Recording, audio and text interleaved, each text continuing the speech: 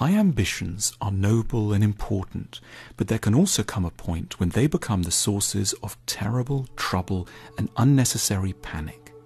One way of undercutting our perfectionist impulses was pioneered by a British psychoanalyst called Donald Winnicott in the 1950s.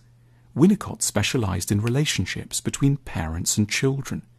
In his clinical practice, he often met with parents who felt like failures, perhaps because their children hadn't got into the best schools, or because there were sometimes arguments around the dinner table, or the house wasn't always completely tidy. Winnicott's crucial insight was that the parents' agony was coming from a particular place: excessive hope. Their despair was a consequence of a cruel and counterproductive perfectionism.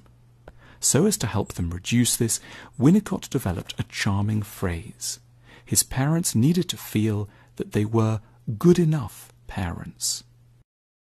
No child, he insisted, needs an ideal parent. They just need an okay, pretty decent, usually well-intentioned, sometimes a bit grumpy, but basically reasonable father or mother.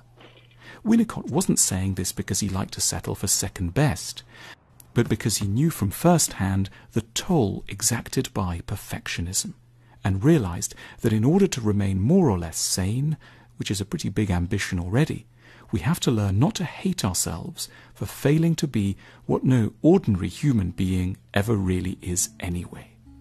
The concept of good enough was invented as an escape from dangerous ideals.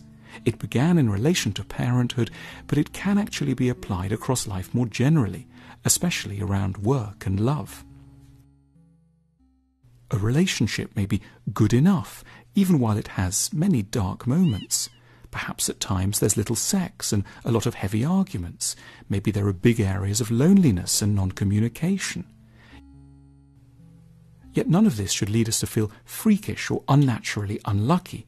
It can be good enough. Similarly, a good enough job will be very boring at some points. It won't perfectly utilize all our merits, we won't earn a fortune, but we may make some real friends, have times of genuine excitement, and finish many days tired, but with a sense of true accomplishment. It takes a good deal of bravery and skill to keep even a very ordinary life going. To persevere through the challenges of love, work, and children is quietly heroic. We should perhaps more often sometimes step back in order to acknowledge in a non-starry-eyed but very real way that our lives are good enough, and that this is, in itself, already a very grand achievement.